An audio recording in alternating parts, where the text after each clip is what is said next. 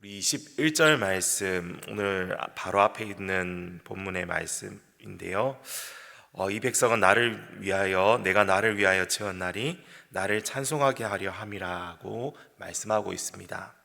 이스라엘은 하나님을 위해 지어진 자들, 하나님의 소유된 그분의 친백성, 그 삶으로 하나님을 기쁘시게 해야 하는 자들이었습니다.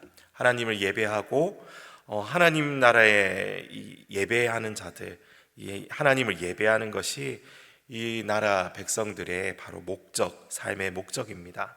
하나님을 찬송하는 것이 그의 백성들이 해야 할 가장 중요하고도 핵심적인 일이라는 것입니다.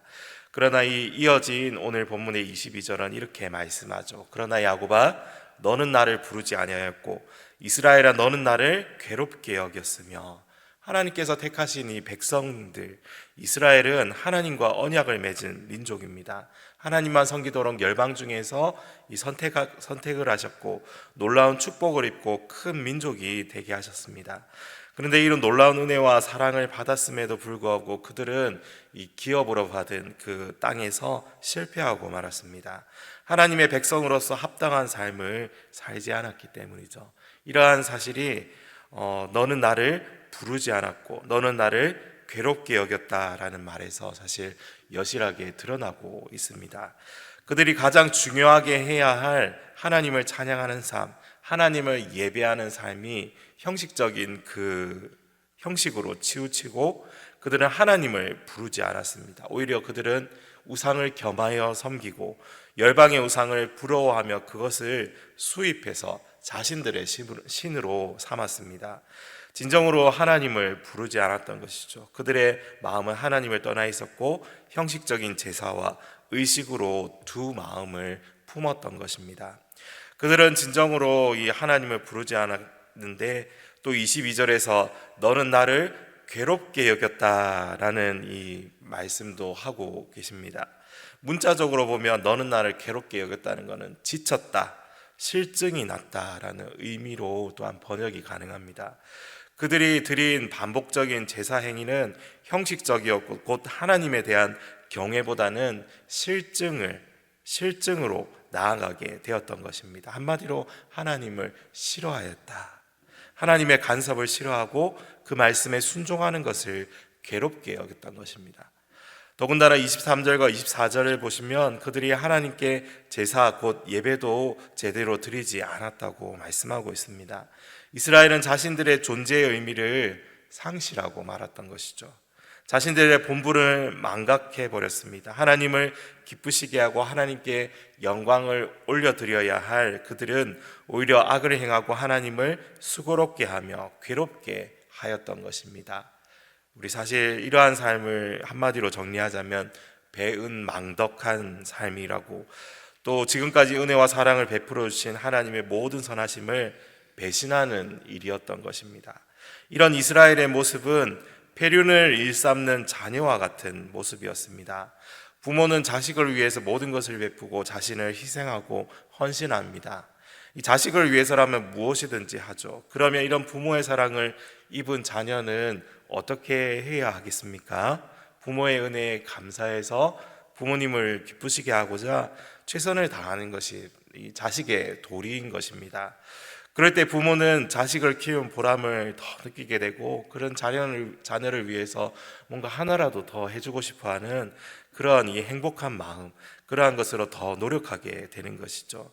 성경에서 보여주는 하나님과 이스라엘 관계도 사실 이 부모와 자식의 관계와 이러한 비슷한 그러한 모습을 보여주고 있습니다. 그들을 이렇게 만드시고 그들을 돌보시고 기르셨다라고 또한 성경에 표현하고 있습니다. 그런데 이스라엘은 그런 부모의 사랑과 헌신을 모른 채하고 망각하고 실증내며 싫어하며 그 말씀을 간섭이라 생각하고 순종하지도 않고 자기의 길을 가고 말았던 것이죠. 그 부모의 마음이 여러분 어떻게 되겠습니까?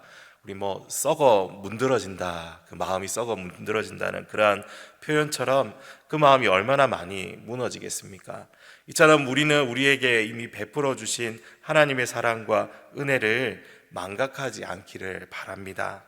우리의 신분, 우리의 본분을 잊어버려서는 안 되겠습니다. 저와 여러분이 입은 은혜와 사랑이 어떤 것입니까?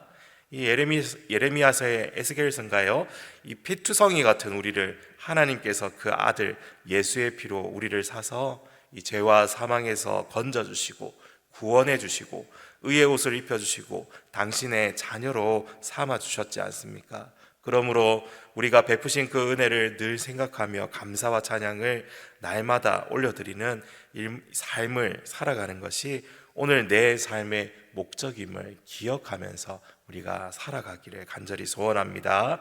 오늘 하루도 이런 아름다운 삶을 살아가는 저와 여러분 되시기를 바랍니다. 우리 25절 말씀을 우리 함께 읽어보겠습니다. 25절입니다. 나 곧 나는 나를 위하여 내 허물을 도말하는 자니 내 죄를 기억하지 아니하리라. 아멘.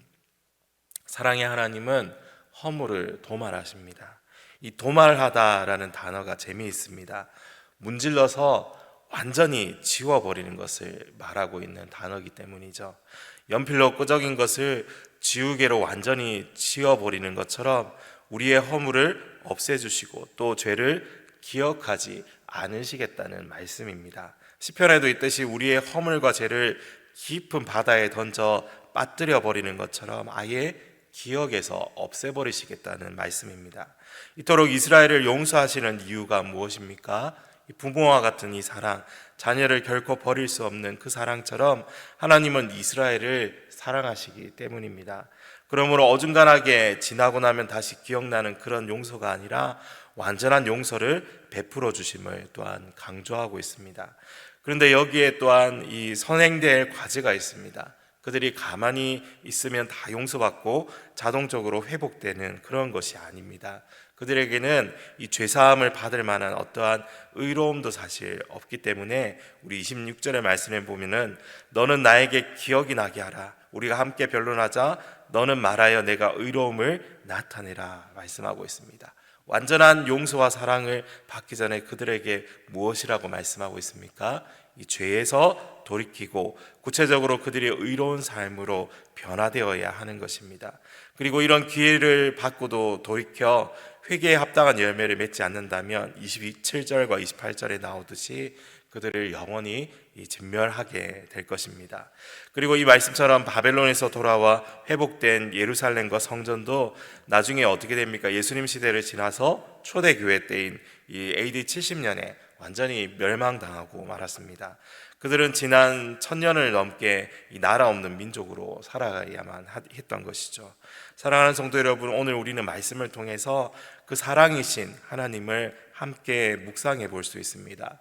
도저히 회복할 수 없는 죄인을 일으켜 세우시고 용서하시고 사랑을 베풀어 주셨던 것을 오늘 말씀을 통해서 다시 한번 확인하게 됩니다. 우리는 이 말씀을 직접 받았던 이스라엘보다 더 나은 은혜를 받은 사람들임을 기억합시다. 바로 예수 그리스도를 통하여 영원히 끊어지지 않는 은혜와 용서를 얻게 되었고 예수 그리스도께서 주시는 그 의로 옷 입고 하늘에 앉히운 자로 살아가는 사람들로 우리를 변화시켜 주셨기 때문입니다. 저와 여러분이 받은 이러한 은혜와 사랑을 결코 잊지 않고 오늘 하루도 사랑이신 주님께로 더 가까이 나아가며 죄악의 모습은 어떠한 것이라도 던져버리고 의와 진실과 거룩함과 경건함으로 주님을 섬기며 살아가기를 소원합니다. 그래서 오늘 하루 우리에게 우리의 삶이 성령을 근심하게 하는 삶이 아니라 하나님 아버지를 기쁘시게 하고 그분의 마음을 냉수와 같이 시원케 해드리는 이 복된 삶을 살아가시기를 간절히 소망합니다.